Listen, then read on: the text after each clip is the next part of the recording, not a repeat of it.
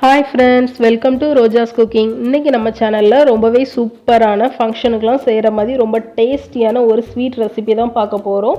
வாங்க இது எப்படி செய்யறதுன்னு வீடியோக்குள்ள போய் பார்க்கலாம். அதுக்கு முன்னாடி உங்ககிட்ட ஒரு சின்ன ரெக்வெஸ்ட், நீங்க இன்னும் நம்மளோட சேனலை சப்ஸ்கிரைப் பண்ணலன்னா மறக்காம சப்ஸ்கிரைப் பண்ணிட்டு அப்படியே பக்கத்துல இருக்கிற பெல் பட்டனை கிளிக் பண்ணி அதுல ஆல் அப்படிங்கிற ஆப்ஷனை கொடுத்துக்கோங்க. அப்பதான் நான் வீடியோ போட்டோன்னே உங்களுக்கு நோட்டிஃபிகேஷன் வரும். நீங்க லைக் பண்ணி சப்ஸ்கிரைப் பண்ணும்போது அது நிறைய ஃப்ரெண்ட்ஸுக்கு சஜஷன்ல போகும்.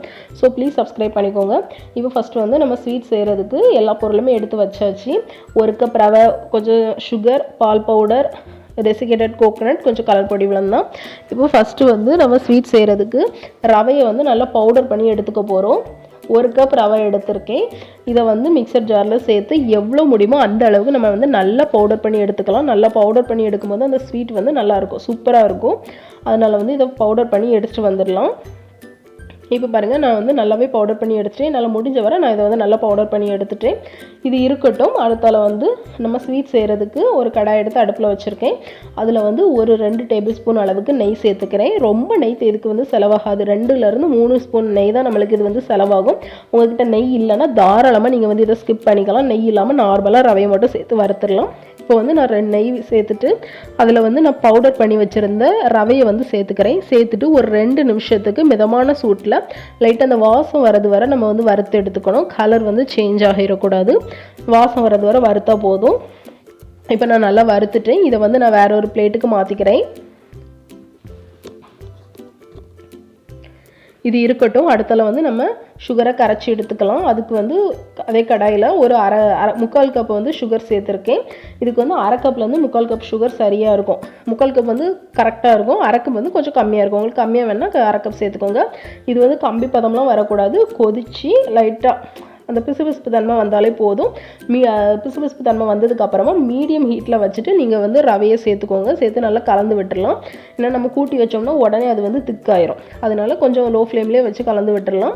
அடுத்தால இதில் வந்து 2 டேபிள் ஸ்பூன் அளவுக்கு பால் பவுடர் சேர்த்துருக்கேன். இது ஆப்ஷனல் தான், உங்கள்கிட்ட இருந்தால் சேர்த்துக்கோங்க. சேர்க்கும்போது கொஞ்சம் நல்லாயிருக்கும். அதனால தான், இல்லைன்னா தாராளமாக நீங்கள் ஸ்கிப் பண்ணிக்கலாம்.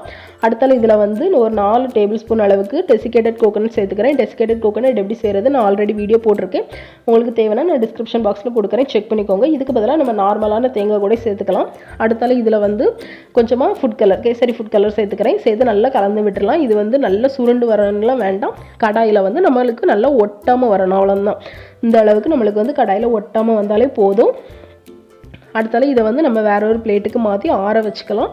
ரொம்ப நம்மளுக்கு வந்து சுருண்டு வந்துச்சுன்னா அது வந்து ரொம்ப திக்காயிரும், ரொம்ப கட்டியாக கல் மாதிரி ஆயிரும். அதனால இந்த இதுலேயே நம்ம வந்து இறக்கிடலாம். இதை வந்து நான் நல்லா ஆற வச்சு எடுத்துக்கிறேன். ஆறுனா ரொம்ப ஆறிடக்கூடாது. கைப்பொறுக்க சூடு வந்து வந்தால் போதும்.